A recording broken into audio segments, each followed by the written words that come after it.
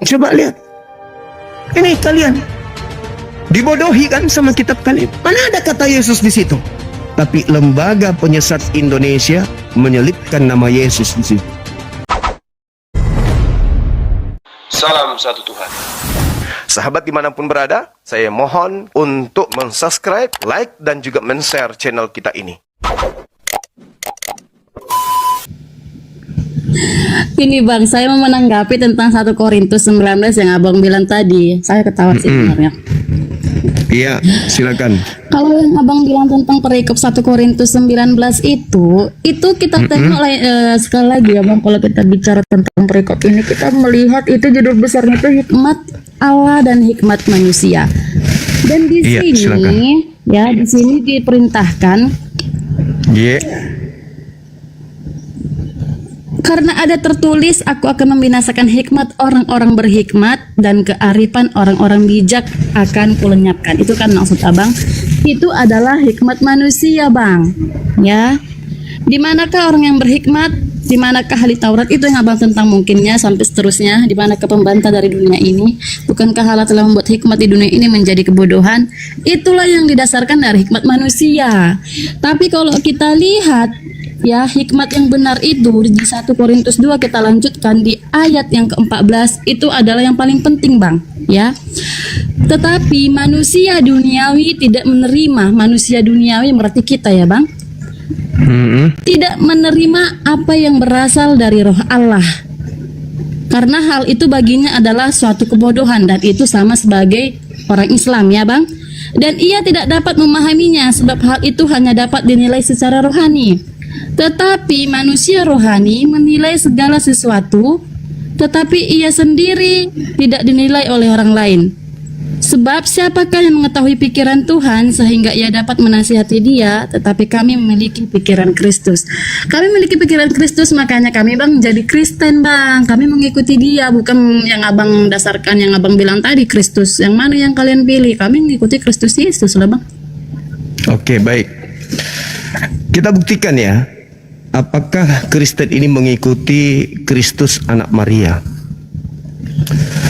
Di dalam Matius 24 nomor 17, 18, Matius 28 maksud saya, ketika makhluk ini keluar dari goa kubur, murid-muridnya ragu dan tidak percaya. Sampai makhluk ini mendekati kemudian muridnya dan berkata, kepada aku telah diberikan kuasa baik di langit maupun di bumi. Pergilah, jadikanlah seluruh bangsa menjadi muridku, menjadi pengikutku. Makhluk ini mengaku diberi kuasa. Yesus selama Matius 28, Yesus 17, 18, 19 sampai 20. Yesus itu tidak pernah menerima kuasa Yesusnya. Yesus tidak pernah mengatakan aku telah menerima kuasa. Gak ada itu ucapan Yesus. Gak pernah Yesus ucapkan itu. Ada kesempatan di mana dia menerima kuasa dari kekuatan roh gelap ketika dia dicobai di Lukas 4. Nomor 1, 2, 3, 4, 5, 6 sampai nomor 13.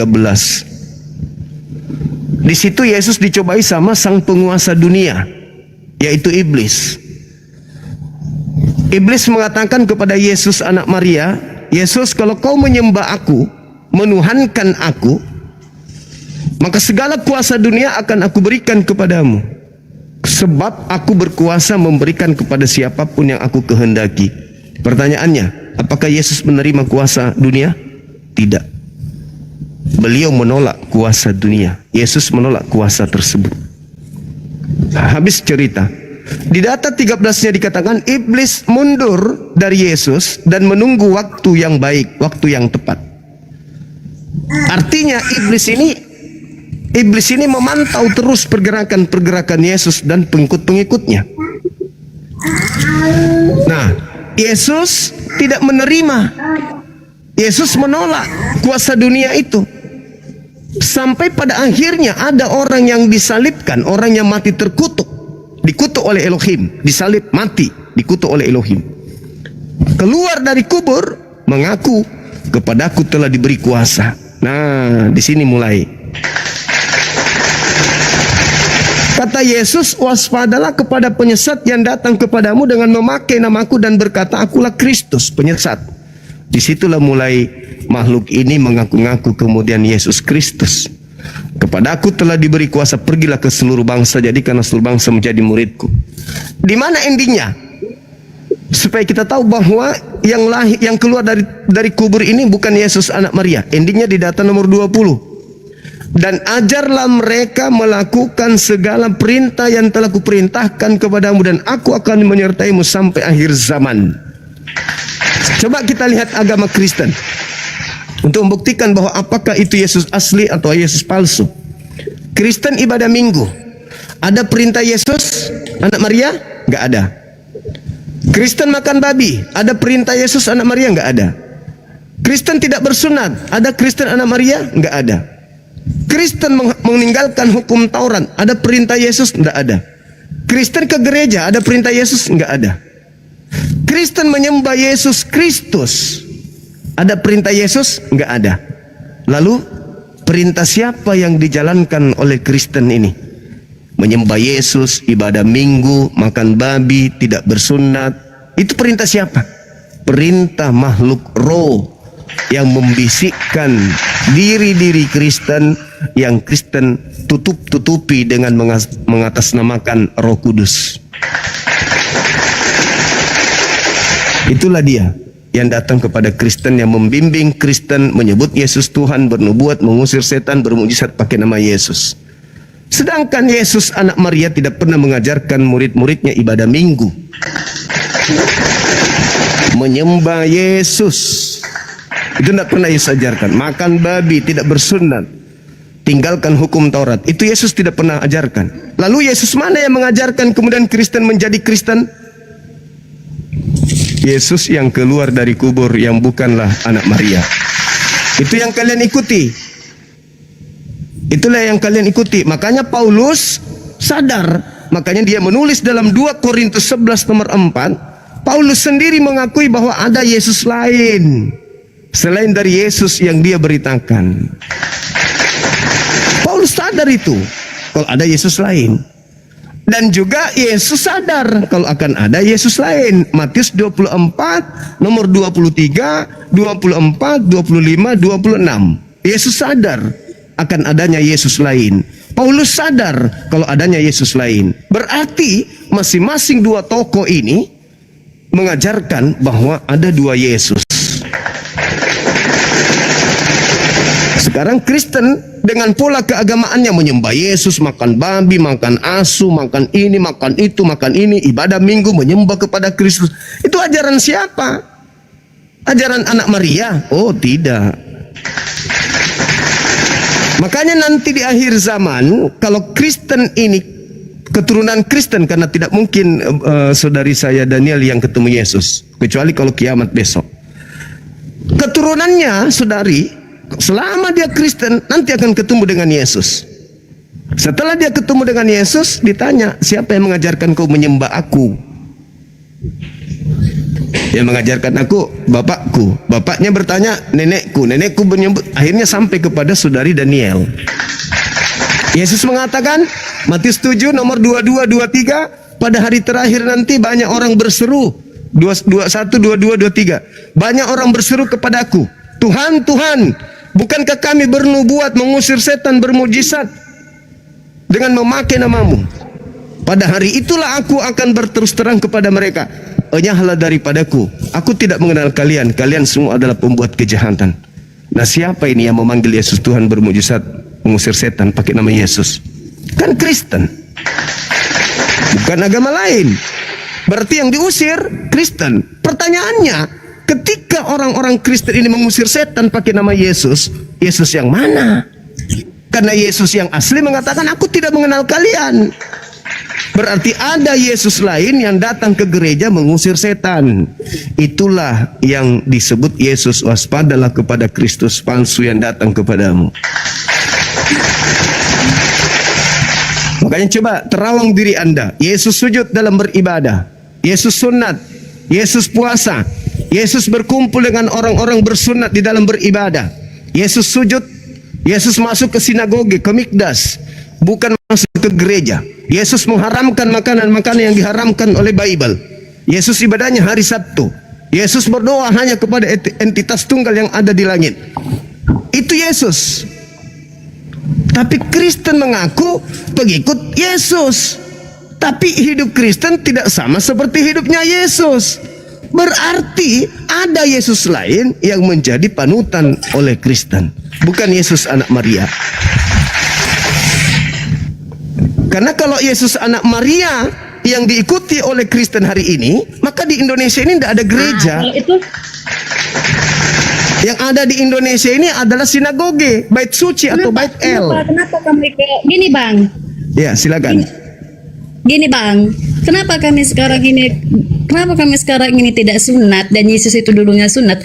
Gini, pada saat zamannya Yesus, ya kan? Itu kan sunat itu kan tujuannya untuk membersihkan diri. Ya kan? Terus? Membersihkan diri. Nah, kenapa kami nggak sunat? Ya karena kami itu sudah bersih dari semua dosa-dosa kami yang dibersihkan oleh Yesus. Nah, itu yang tentang sunat. Dan kalau tentang berpuasa, sama bilang kami tidak berpuasa, bang. Kami berpuasa, kami ada puasanya. Tapi kami tidak puasa seperti yang orang Islam, bang. 40 hari, 30 hari selama sebulan itu pamer. Bukan, kami puasa ya kami puasa seperti difirmankan Tuhan. Kalau kamu berpuasa, janganlah kiranya kamu pamer, tapi minyakilah kepalamu supaya kamu itu tidak nampak sedang berpuasa, dan berdoalah di kamarmu, di bilik kamarmu. Itu kami berpuasa kalau masalah itu. Dan kenapa bang bilang pada saat Yesus itu ibadah itu hari Sabtu, dan kenapa kami itu hari Minggu? Kami mempercayai yang namanya hukum Taurat itu hukum Taurat yang keempat. Ya, ingat dan sucikanlah hari yang dikuduskannya itu, dan yang hari yang dikuduskannya itu adalah hari ketujuh, di mana Allah berhenti bekerja untuk menciptakan semesta alam ini termasuk kita manusia itu di hari ketujuh. Dan kita sekarang mengikuti kalender Masehi yang hari pertamanya itu dimulai dari hari Senin dan jatuhnya itu hari Minggu. Dan untuk orang Yahudi itu dimulai dari hari Minggu, makanya jatuh ke tepat pada hari ketujuh itu di hari Sabtu. Itulah makanya orang Yahudi beribadah di hari Sabtu. Di sini kenapa hari Minggu? Karena kita udah mengikuti kalender Masehi. Oke, udah. Kita mengikuti kalender Juli yang baru. Itu makanya bang, kalau masalah itu yang abang tanya. Oke, saudari, Bible Anda sendiri yang mengatakan dalam 1 Yohanes 2 nomor 6, barang siapa yang mengaku pengikut Kristus ada di dalam dirinya, maka dia wajib hidup sebagaimana Yesus hidup. Itu bermakna bang, itu bermaksud, ya saya mengerti yang abang bilang. Itu bermaksud, di situ ada 1 Yohanes berapa bang bilang tadi? 1 Yohanes 2.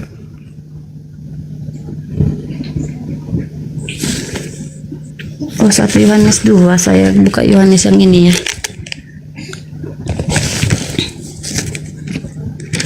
Satu Yohanes 2 ayat 6.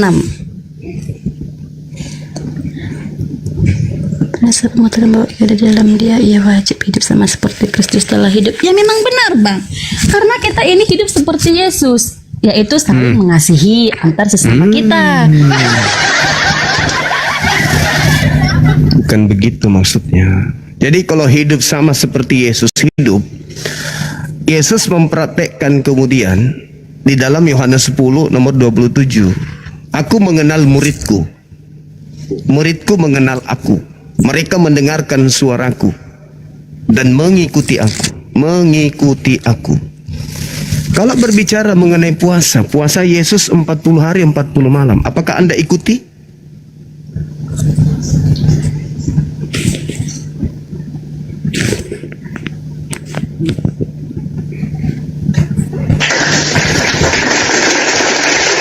Karena Yesus mengatakan itu. Yohanes 14:12, barang siapa yang mengasihi aku, dia juga akan melakukan pekerjaan yang aku lakukan. Aku puasa 40 hari 40 malam, dan pengikutku wajib berpuasa juga sama seperti aku berpuasa.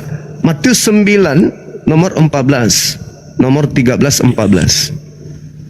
Jadi bagaimana mungkin Anda mengatakan diri Anda itu pengikut Kristus? Kristus melakukan A, kalian melakukan Z. Jadi Kristus yang mana yang kalian ikuti? Kristus yang mana? Kalau Anda mengatakan kami puasa tapi kami tidak pamer, meskipun kalian tidak pamer, kalau Anda puasa sama seperti Yesus puasa, baru hari kedua sudah ketahuan kok kalau kalian puasa. Kenapa? Karena kalian sudah susah ngomong. Di mana Mbak Daniel? Pak, saya nggak bisa masuk kantor, Pak. Udah 2 hari saya tidak makan. Semua orang Kristen akan mengalami hal yang sama. Maka runtuhlah perekonomian. Karena orang Kristen tak ada lagi ke kantor. Kenapa mereka mengikuti puasanya Yesus? Jadi meskipun kalian tidak pamer, akan ketahuan. Coba bayangkan bom kalau sudah 3 hari tidak makan. Nah, dia live, matanya keluar, tergantung-gantung matanya. Saudara-saudara, sahabat-sahabat, ini sekarang kita puasa hari ketiga ya. Aku sudah lupa mana tanggalnya, mana harinya, ini hari apa. Kentut aja susah.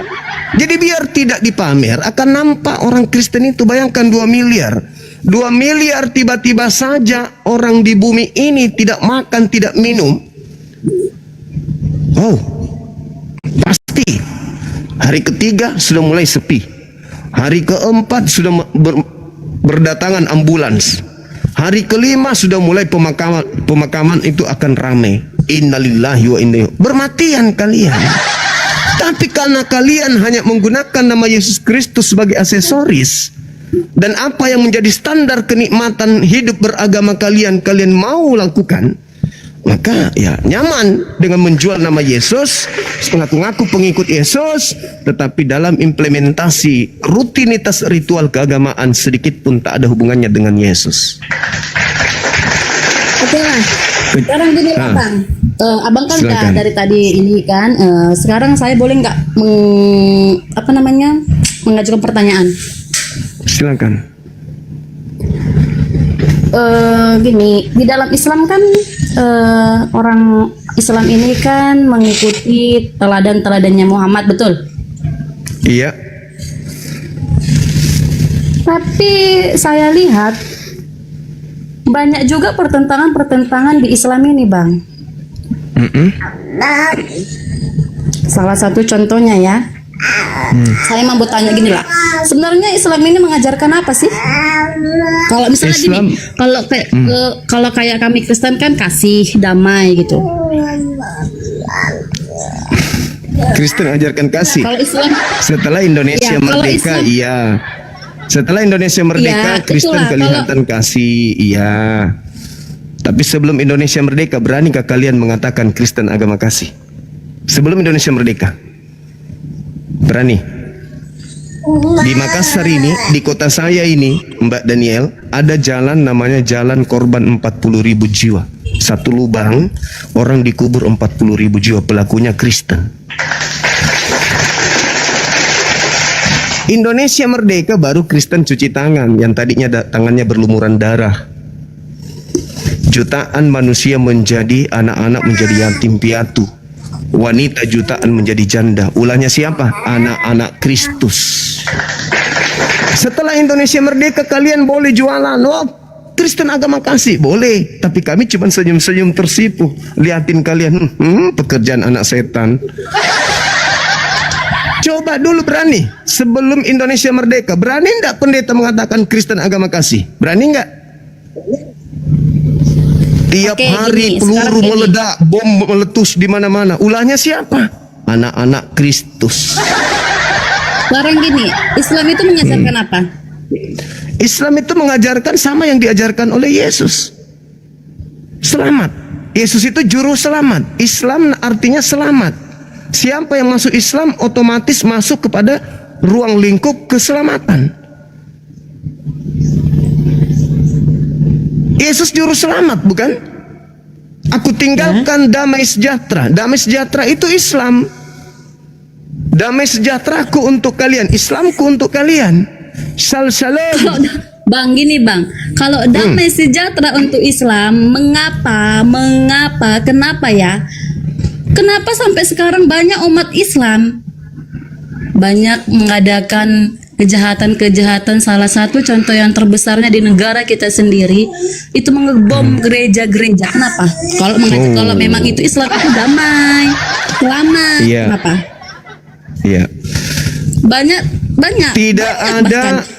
Tidak ada agama di atas muka bumi ini benar kalau Anda melihat dari oknumnya. Tak ada. Bom itu sama sabar. seperti yang Abang bilang tadi. Sama yang seperti Abang bilang tadi, kalau yang seperti yang Abang bilang tadi, apa namanya, sebelum kemerdekaan yang melakukan apa tadi itu yang di kubur itu, yang di lubang itu orang Kristen.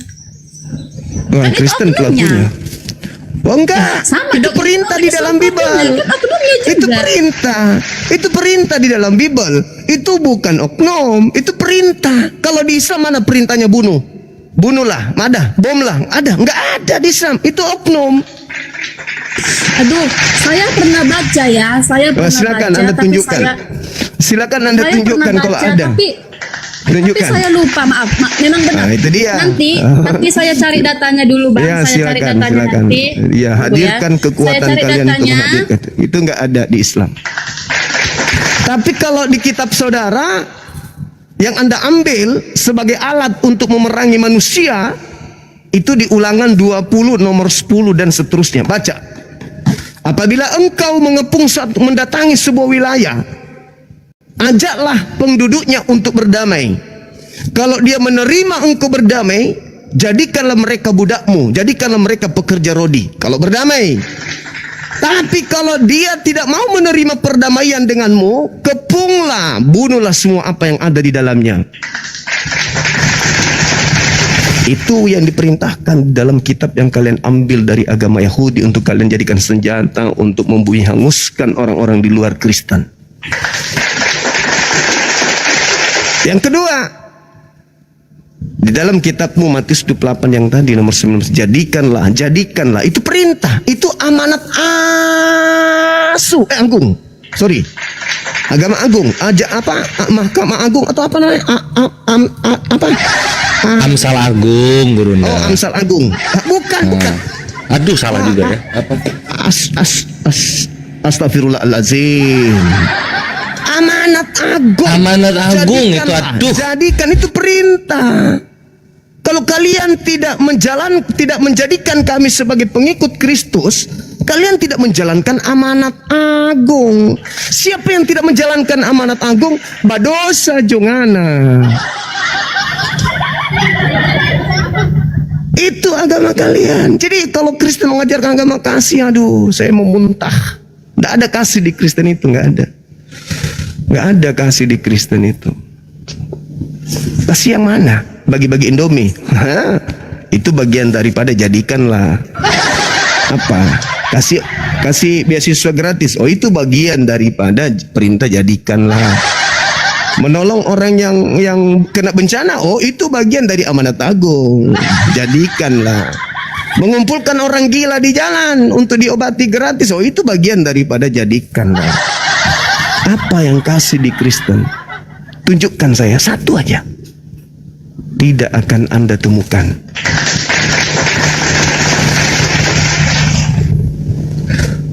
Jadi, saudari, gimana yang saya gimana? Lupa ndak atau memang pura-pura ndak ingat? Kristen hadir di Nusantara itu. macet pula lagi. Jangan macet. Kristen datang ke Nusantara itu karena melalui penjajahan. Itu aja dulu. Kristen tidak nongol di Nusantara ini kalau tidak ditumpangi oleh penjajah. Bagaimana Portugis, bagaimana Belanda masuk ke Indonesia lewat penjajahan. Indonesia merdeka baru kalian cuci tangan. Kami ajaran kasih loh. Kristen ajaran kasih dari mana ke mana? Nggak ada itu, Mbak. Jadi kembali aja ke tema bahwa Kristen ini adalah pengikut Kristus, dan kami juga diajak untuk menjadi pengikut Kristus. Tapi sebelum kami masuk menjadi pengikut Kristus, terangkan dulu kepada kami, siapa yang mengajarkan? Kristus mana yang mengajarkan menyembah dirinya? Itu dulu. Kristus Yesus, Bang. Di mana Yesus anak Maria mengajarkan menyembah dirinya? Ada. Bukan menyembah, ikut, Lalu? mengikuti. Kalau ikut berarti menyembah Elohim, bukan menyembah Kristus. Karena Elohim, saudara, kutumpuk semua gelar Elohim, tidak ada gelarnya Kristus. Tidak ada. Dan orang-orang Yahudi penyembah Elohim tidak disebut pengikut Elohim. Kalian aja yang mengatakan pengikut tapi penyembah. Itu trik. Itu trik. Seakan-akan pengikut tetapi pentuhan. Kalian itu pentuhan Kristus, bukan pengikut. Begitu, saudari. Ya, memang kebenaran itu pahit, tapi ya mau tak mau harus kita sampaikan agar saudari ini bisa sedikit belajar tentang agama Kristen. Agama Kristen itu tidak ada hubungannya dengan kitabnya Yahudi, sama sekali nggak ada hubungannya. Tapi lagi-lagi dipakai untuk menggenapi nubuatan Yakub di dalam Kejadian 49 nomor 27. Yakub memanggil anaknya Benyamin. Benyamin, sini. Aku mau meramalkan, aku mau menceritakan seperti apa kelakuanmu kelak, keturunanmu kelak. Laku keturunanmu itu nanti seperti serigala, merampas jarahan, habis itu membagikan hasil jarahan. Kejadian 49 nomor 27. Paulus di dalam Filipi 3 nomor 5 dia mengaku, aku adalah keturunan Benyamin. Keturunan Benyamin tadi Yakub ramalkan sebagai apa? Serigala. Yesus berkata dalam Matius 7:15, waspadalah kepada serigala yang nyamar domba, waspadalah kepada Paulus yang nyamar rasul. Dia merampas hukum Taurat lalu membagikan kepada yang bukan pemiliknya. Bukti di mana dia merampas Taurat lalu membagikan kepada yang bukan pemiliknya. Galatia 3 nomor 13. Kristus telah menembus kita. Siapa kita ini? Non-Yahudi. Kristus telah menembus kita dari hukum apa? Hukum Taurat. Sejak kapan hukum Taurat ini berlaku untuk non-Yahudi? Itu bukti. Dia mencuri, dia merampas. Kristus telah menebus kita dari kutuk hukum Taurat dengan jalan menjadi kutuk karena kita, sebab ada tertulis, terkutuklah orang yang mati di atas tiang salib. Pertanyaannya, sejak kapan orang Roma itu diikat oleh hukum Taurat? Tidak pernah. Ketika ada perintah jangan makan babi, itu hanya untuk Bani Israel dan Bani Yehuda. Orang Roma mau makan sama babi, mau makan babi, mau tidur sama babi atau apapun apa, tidak ada perintah kepada mereka. Tapi kenapa Yesus harus mati untuk mereka? Itulah bukti bahwa dia adalah serigala yang merampas harta milik kepunyaan Yakub, lalu diberitakan dan diberikan kepada orang-orang non-Yahudi. Lahirlah kitabnya orang Yahudi di agama kalian. Itulah yang saya sering katakan, kitab Kristen itu adalah kitab Spanyol, kitab separuh nyolong dari agama Yahudi. Kenapa bisa? Karena antara Kristen dan Yahudi ada serigala yang menghubungkan. Siapa? Paulus. Dia yang mengambil kitabnya orang lalu membagikan kepada Kristen yang bukan Yahudi. Itu untuk menggenapi Kejadian 49 nomor 27. Ingat, Kejadian 49 itu adalah nubuatan Yakub kepada ke-12 muridnya, anaknya. Paulus orang mana? Orang Ibrani. Dari keturunan mana? Benyamin. Yesus mengatakan di dalam Matius 23 nomor 15, celakalah engkau wahai ahli Taurat, celakalah engkau wahai orang Farisi. Paulus mengaku ahli Taurat, Paulus mengaku orang Farisi. Celakalah engkau wahai orang munafik. Paulus di dalam 1 Korintus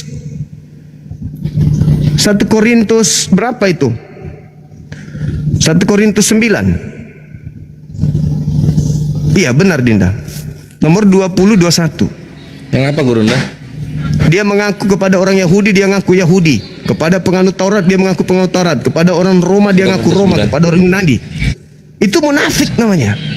Itu namanya nyamar seperti domba. Gitu loh.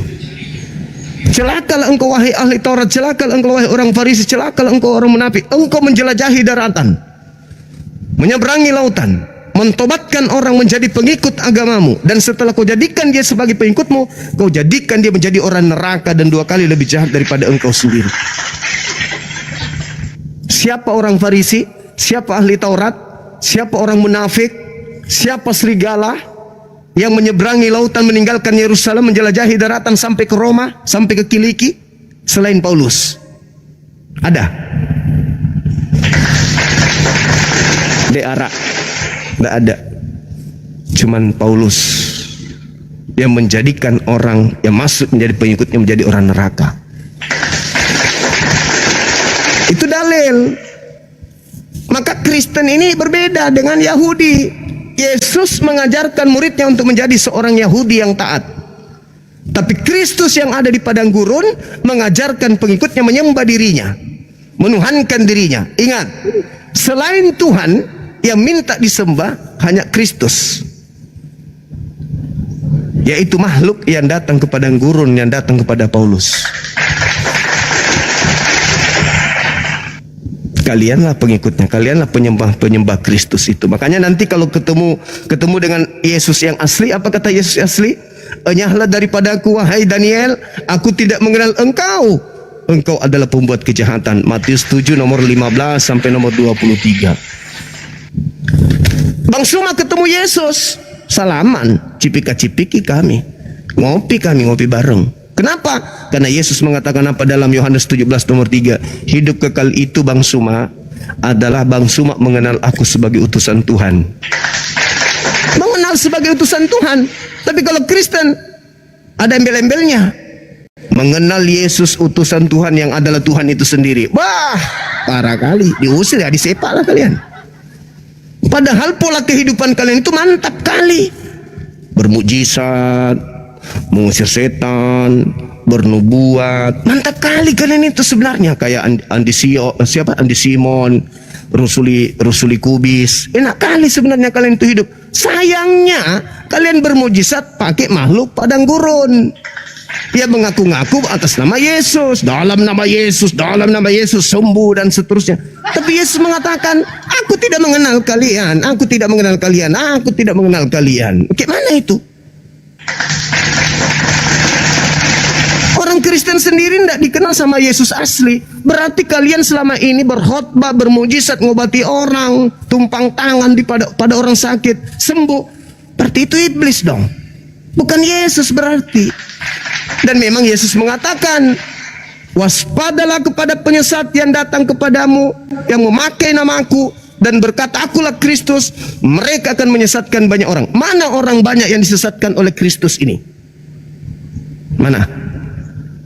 Pendeta semalam, pendeta Rudi hanya mengatakan perspektif. Itu aja. Tapi mana orang banyak yang disesatkan oleh Kristus palsu? Mana? Tentu kalau ada Kristus palsu, pengikutnya disebut Kris apa? Krismon, nggak mungkin. Nggak mungkin. Iya, kalau Krismon itu berarti krisis moneter palsu. Ini Kristus palsu, berarti pengikutnya disebut Kristen. Ayo, ini berdasarkan dalil, bukan perspektif, tapi dalil. Waspadalah agar kamu jangan disesatkan, sebab banyak orang akan datang memakai namaku. Siapa yang memakai nama Yesus? Itu. Dan berkata, akulah Kristus. Siapa di luar Yahudi yang mengatakan Yesus itu Kristus? Islam atau Kristen? Itu. Kristen. Orang-orang itu mereka akan menyesatkan banyak orang. Nah, siapa yang menyesatkan banyak orang ini? Yang membawa nama Kristus, Islam atau Kristen? Kalau Islam jelas, Kristen lagi. Islam membawa nama Nabi yang mulia baginda Rasulullah Muhammad sallallahu alaihi wasallam. Kalau Kristen Pak, ini Kristen, Advent, Protestan, apalagi saksi Oneness, Katolik, semua membawa-bawa nama Yesus Kristus. Dan semakin hari semakin dia merebak ke bumi, semakin banyak orang yang disesatkan. Kalau bukan Kristen, izinkan saya tahu siapa orang banyak yang membawa-bawa nama Kristus selain Kristen? Adakah? orang ono. Itu data di Bible.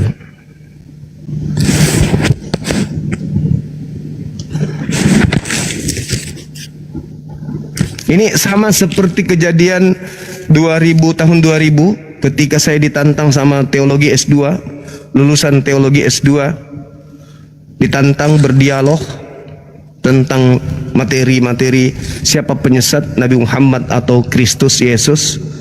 Saya di Mall MP dari jam 10 pagi. Kami datang jam 9, mallnya buka jam 10. Masuk kami di MP, kupikir apa dibawa, kantongan 2 tentengan. Yang dibawa buku pada saat dia semester 1, semester 2, semester 3, semester 4, semester 5, sampai semester 7. Akhirnya dia cum laude, kata dia. Tapi ku bilang, kenapa sampai semester 7? Kenapa nggak selesai? Oh, saya cum laude, langsung S2 teologi. Dia cuman kuliah 1,5 tahun, kata dia. Dapat titel S2 teologi. Diskusi dengan Bang Suma. Dia bawa buku 1 meja, saya tangan kosong. Buka sana, buka sini, buka sana, buka sini. Ujung-ujungnya menangis. Kenapa? Karena musuh terberat Kristen itu bukan Bang Suma, bukan Islam, tapi Biblenya sendiri.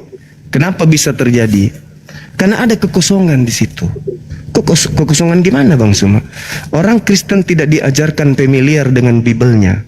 Orang Kristen dipupuk dan dibesarkan bukan berdasarkan proses berpikir tentang isi Biblenya. Orang Kristen menjadi pengikut Kristus hanya oleh karena doktrin dan dogma bapak-bapak gereja saja. Kenapa bapak-bapak gereja tidak mengajarkan isi Bible? Karena tujuan bapak-bapak gereja itu hanya pulus. Karena bapak-bapak gereja yang belajar menemukan bahwa lo semakin dibuka lo semakin dibuka lo.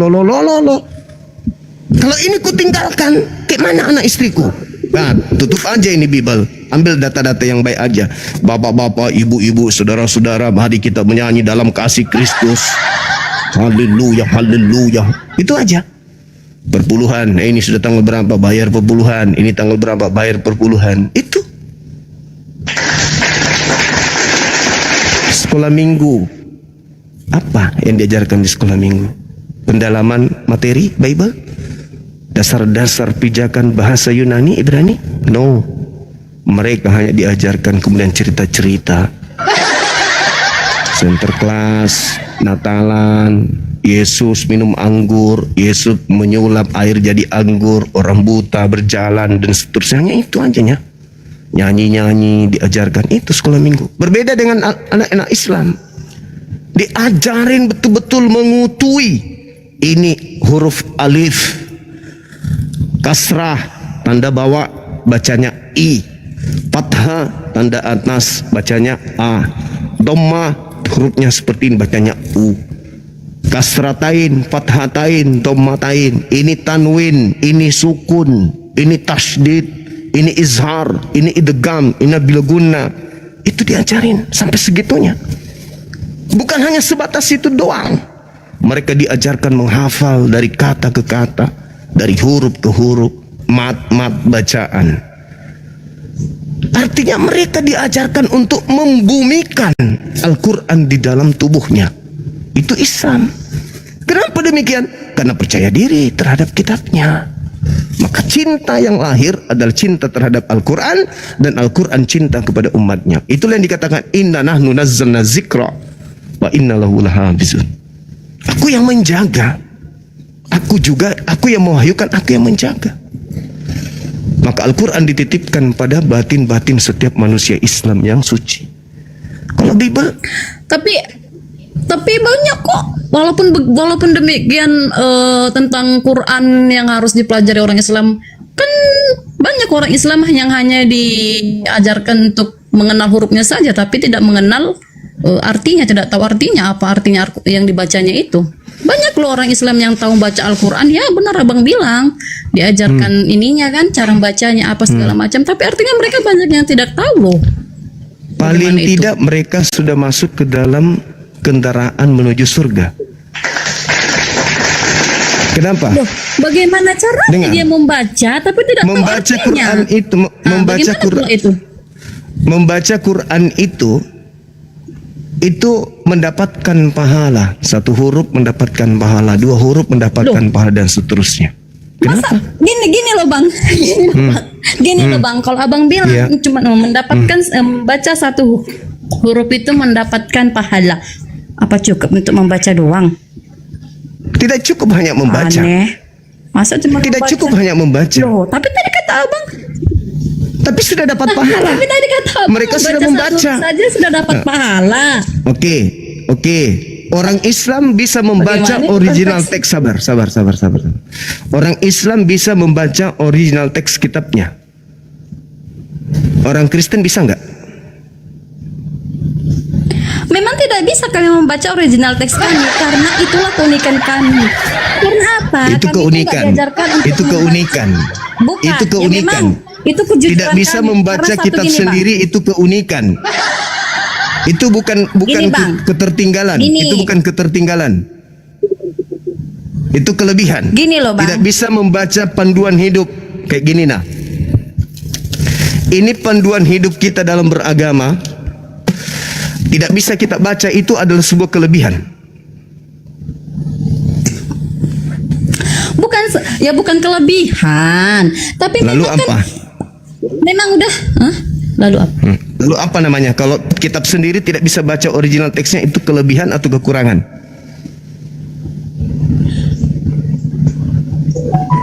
Kelebihan atau kekurangan? Bukan kelebihan dan bukan kekurangan sih, Bang. Memang kami nggak diajarkan untuk mengenal teks saksinya. Bagaimana ceritanya Anda tahu Loh, itu betul gini, kalau sekarang Anda saya tidak tahu tanya. original teksnya? Saya tanya Al-Quran- dulu. Enggak gini, Pak. Bagaimana Anda bisa tahu? Memang Al-Quran itu Bagaimana Anda bisa tahu kalau Anda artinya itu sudah benar kalau Anda tidak tahu original teksnya?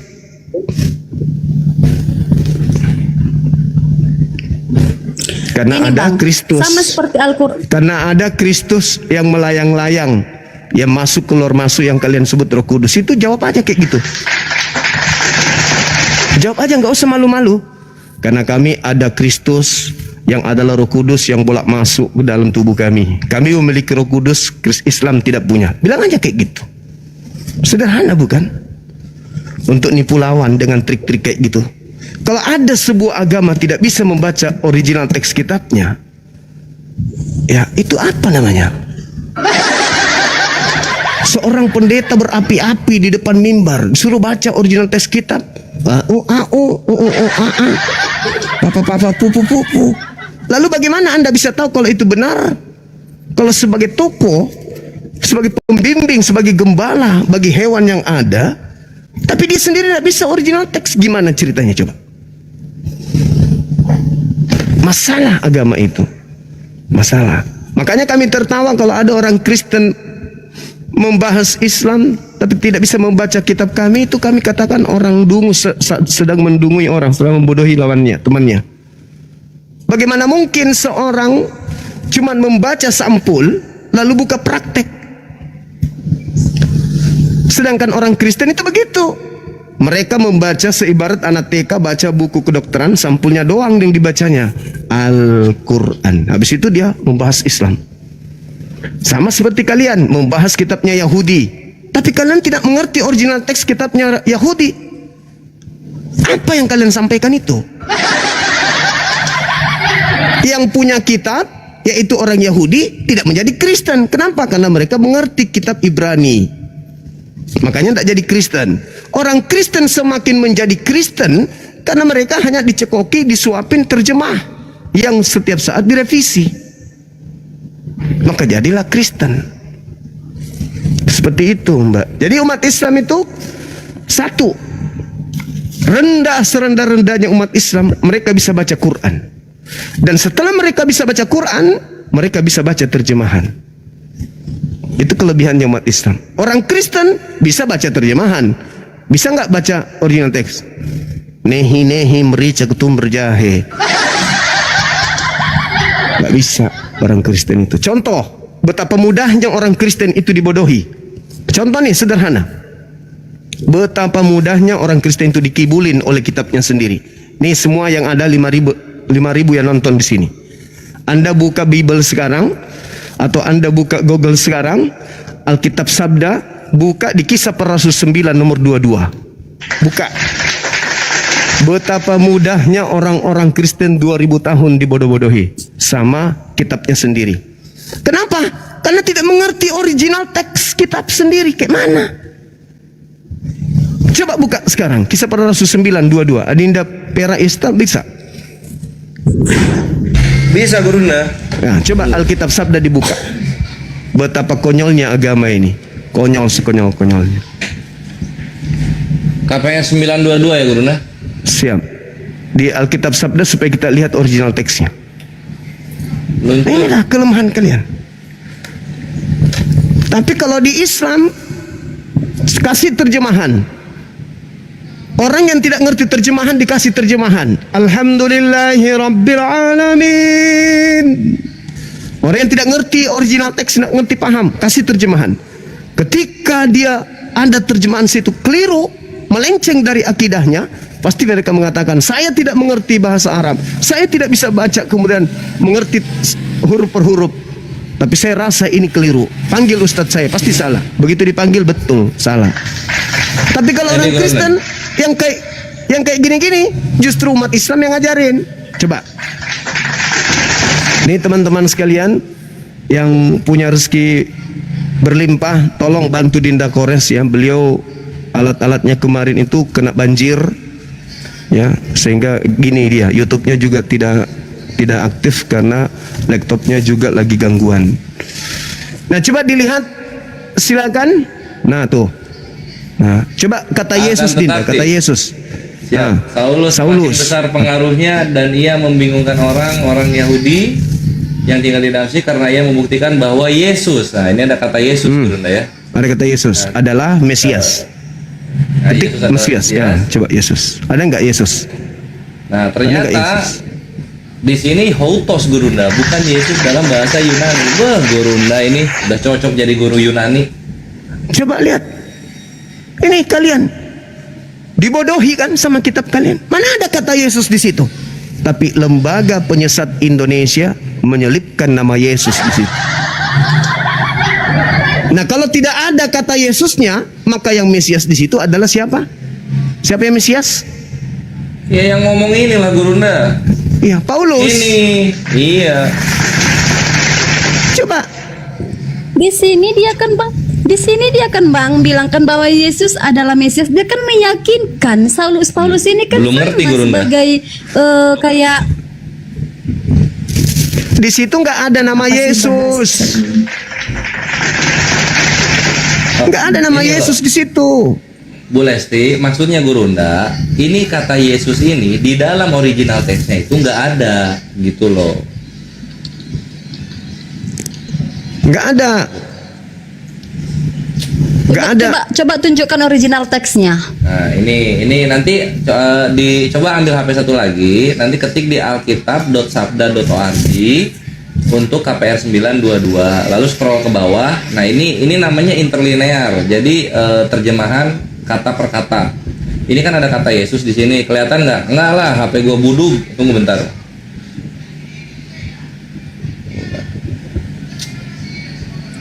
Woi. Nah, di sini ada kata Yesus nih. Tunggu dulu. Jazakallahu khairan, Raffi. Bang Mantap. Kocat, barakallah. Tunggu ya. Ya, beliau punya HP ini tebal banget. buram. Teman-teman dibantu beliau, adik kita ini belikan laptop. Pasti banyak saudagar muslim lah. Iya, Ikhwan, mantap. Syukran Gunda udah dipromosiin. Ya, Tunggu. langsung DM aja ke Dinda Kores ya.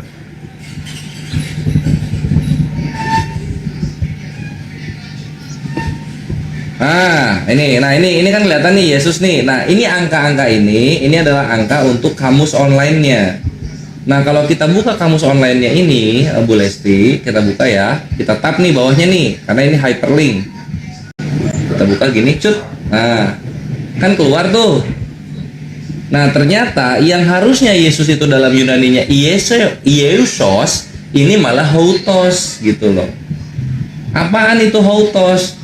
Houtos adalah bentuk feminin, singular gitu. Atau kata ganti tunggal feminin. Lah Yesus aja cowok, ini kata gantinya cewek. Apalah itu maksudnya gitu. Itu salah satu bukti hancur kalian Kristen ini oleh kitab kalian sendiri gitu. Jadi semakin jauh sudahlah terjemahan, bukan kitabnya Yesus. Semakin jauh. Masya Allah. Silakan sahabat-sahabat sekalian ya, sekalian dibantu adik kita Dinda Kores, mana tahu beliau bisa beli perangkat untuk live lagi. Kemarin dunia YouTube diramaikan dengan hadirnya YouTube beliau kan. Sekarang beliau nggak bisa posting karena laptopnya ada gangguan. Bukan gangguan lagi, hancur mina laptopnya. Nah, ini mau aku open cam ya Gurunda ya. Jadi Ikhwan, aku tuh lagi diuji Allah. Jadi si air bocor itu plafon di situ. Bocor dia. Jadi yang meja kerja aku asalnya di sini pindah kemari. Ini laptop sedang di dunia orang mati, belum bangkit lagi gitu. Karena airnya jatuhnya di sini.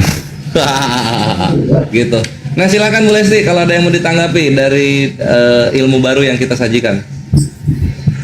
Iya, jadi teman-teman enggak, sekalian Bang. Gini, bisa DM minta nomor rekening ke Kores langsung ya.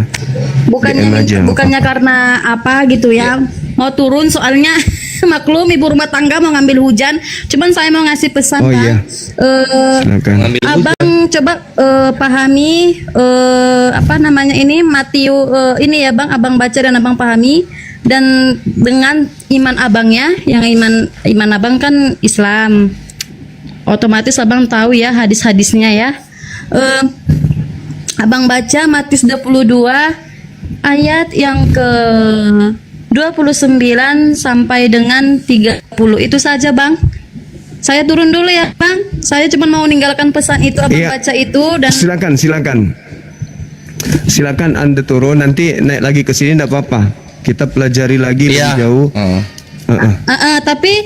Tapi itu pesan saya Matius 22 itu mau saya tanyakan tadi, selain apa sih yang diajarkan Islam itu. Selain itu saya juga mau tanya tentang yang kami imani yang bertentangan dengan Islam itu Matius 22 ayat 29 sampai 30 Ini itu. Makasih ya. mau Bang. dijawab Saya naik sekarang lagi. atau oh gitu ya wes, siap-siap. Oke.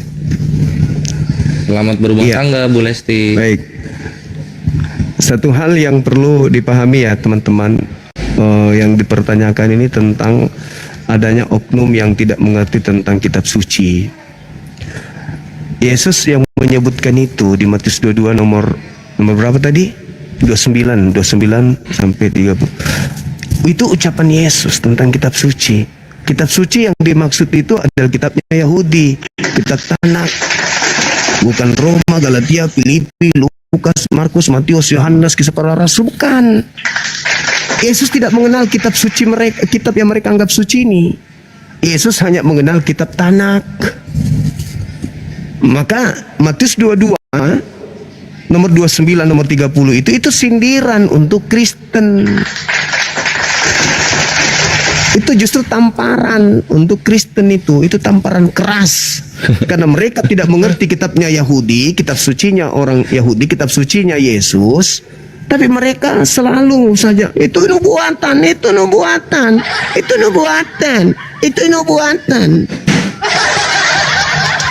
Itu adalah dalil yang menampar orang Kristen. Karena kitab suci yang dimaksud di situ sudah pasti bukan kitab yang ada di gereja. Kitab suci yang dimaksud di situ adalah kitab yang datang kepada Bani Israel. Apa pula Yesus membahas Galatia, Roma, Filipi. Inilah kalau kurang ilmu, wawasan rendah, ya, rendah wawasannya kayak gitulah jadinya, ya teman-teman. Itu Terus dikatakan di data nomor 30-nya juga, pada waktu manusia dibangkitkan tidak ada kawin-mawin. Emang lu ayam? Hanya ayam yang keluar dari kandang, habis itu cari pasangan, cari betina, kejar sana, kejar sini. Saya ingat sekali karena dulu waktu SD, SMP, saya mondok, di pondok saya itu ada kandang ayam. Lebih ribut pada pagi hari ayam itu daripada siang hari atau pada waktu kapan. Kenapa? Karena mereka keluar dari kandang bukan sarapan nasi, bukan sarapan dada, dia cari betina.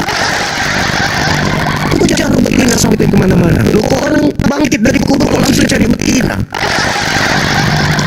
Ceritanya hari kebangkitan keluar dari kubur langsung cari bini, cari perempuan. Rakus. Kebangkitan itu bukan surga. Kalian memang tidak kalian apanya?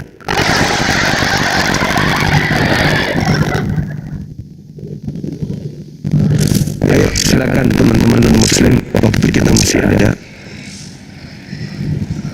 Iya, silakan ketik 3 di bawah ya. Ini namanya nyaru-nyaru soalnya. Aku nggak ngerti yang mana yang Kristen Ikhwan. Untuk yang muslim silakan di drop ya, karena nggak akan dinaikin Ikhwan.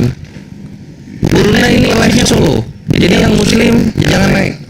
Nanti naiknya kalau Gurunda lagi di room kawan-kawan kita mujahid yang lainnya baru. Kalau ini solo Ikhwan. Kalian pengen lihat Gurunda live-nya sampai 20k 30k, biarkan Gurunda solo. Yang muslim di bawah dulu gitu. Oke. Thank you. Nah, mana ini yang ininya ya? Nasib. Waduh, tidak berhijab. Oreng. Kristen atau Katolik? Wih,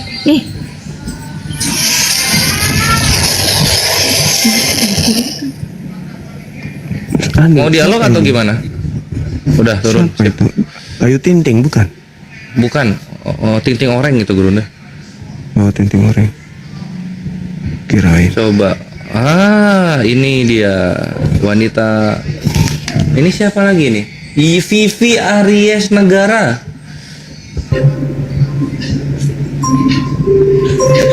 Selamat siang. Kristen atau Katolik? Waduh, dia lagi jaga ini, jaga fatcare dia. Jaga gerbang dia, gerbang gereja dijaganya. Ini ada wanita jidat panjang. Mana tadi? Wanita Oh, hilang. panjang. Ini. Margareta Manurung. Nah, lihat tuh. Kepotong jidatnya gurunya sama ini bulatan profil. Margareta Manurung. Kalau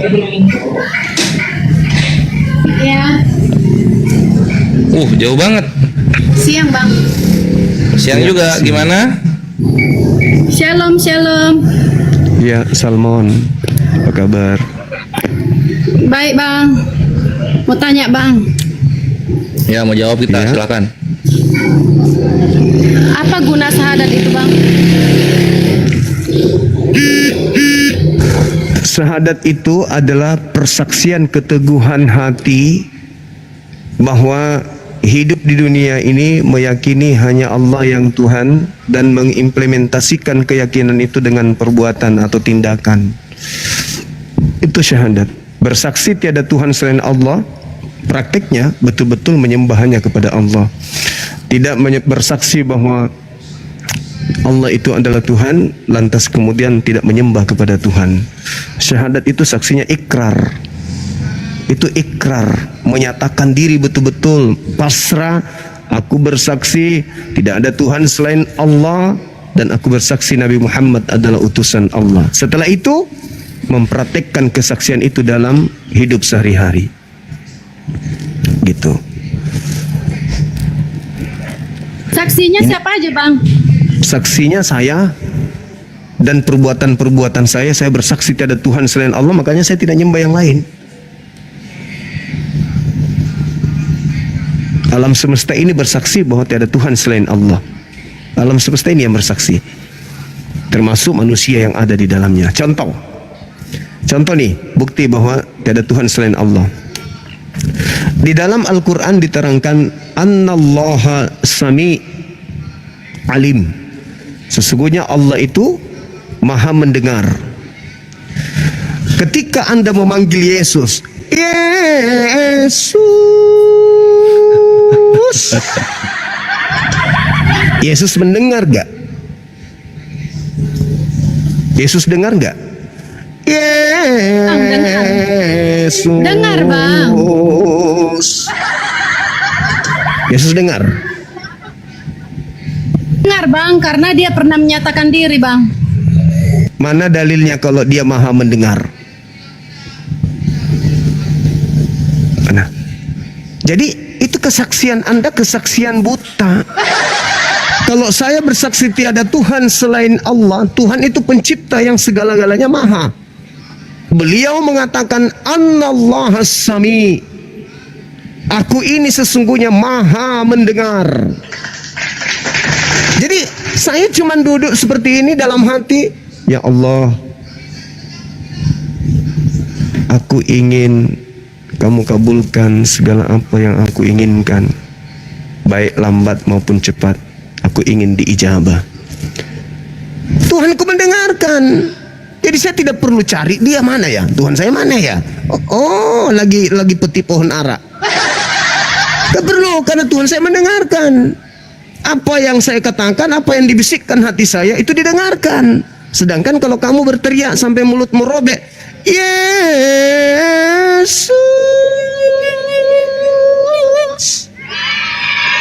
Yesus dengar. Kenapa Yesus tidak dengar? Karena kuping Yesus itu terbatas. Jaraknya paling cuma 300 meternya bisa didengar.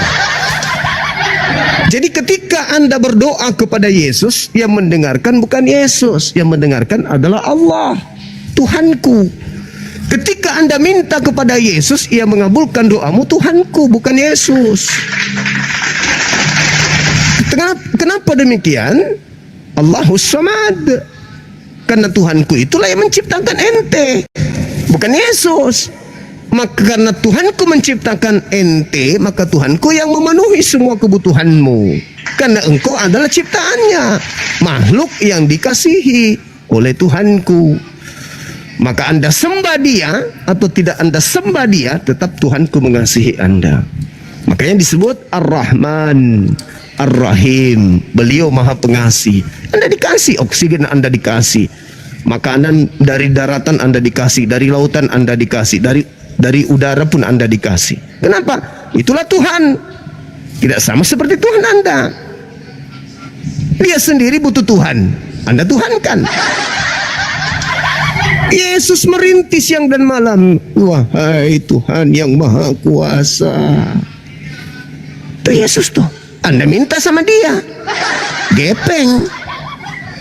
Jadi ketika Anda berdoa, ketika Anda berharap kepada Yesus, Yesus tak mendengar. Tapi yang mendengarkan itu adalah Tuhan pencipta langit dan bumi. Apa yang Anda minta? Minta kesehatan. Tuhan pencipta langit dan bumi kasih. Siapa Tuhan pencipta langit dan bumi itu? Hakikat laisa kamitslihi syai'. Dialah pencipta langit dan bumi yang tidak serupa dengan apapun. Tapi bersaksi, hakikat itu Tuhan. Kalau Anda bersaksi Yesus anak Maria Tuhan, kan gepeng. Kesaksian Anda itu palsu. Karena yang Anda saksikan dalam keagamaan Anda, Tuhan adalah anak orang. Bagus kalau anak orang. Kalau makhluk padang gurun, itu lebih bahaya lagi. Sementara kami, Alhamdulillahi Rabbil Alamin, Ar-Rahmanir Rahim, Subhanallah, Malik Yaumiddin, Iyyaka na'budu wa iyyaka nasta'in. Mendengar enggak? Mendengar. Tuhan. Tapi nggak ada saksinya Bang. Apa pula saksi? Lu pikir pengadilan? Tapi kalau kamu teriak Yesus, Margareta kena bisul. Oh, Yesus Bang, disembuhkan. Yesus dengar enggak? Dengar Bang, Yesus mendengar, saksinya Yohanes. Mana dalil? Matius, Dalil. Lukas. Mana dalil Yesus maha mendengar? Dalil. 12 murid Yesus Bang, saksinya. Mana dalil? Dalil kalau Yesus Maha mendengar itu mana dalilnya? Keluaran 20. Kenapa lari ke Keluaran? Kenapa apa hubungannya Yesus Keluaran? Yesus itu Yesus yang datang kepada gurun. Kenapa kamu panggil Kristus Tuhan itu? Kalau gitu kenapa kau panggil kemudian menjadi anak burung merpati? Kami dilarang bang menyebut nama Tuhan dengan sembarangan. Umpamanya Allah kita baca Allah itu udah sembarangan. Nah sekarang nama Tuhanmu siapa?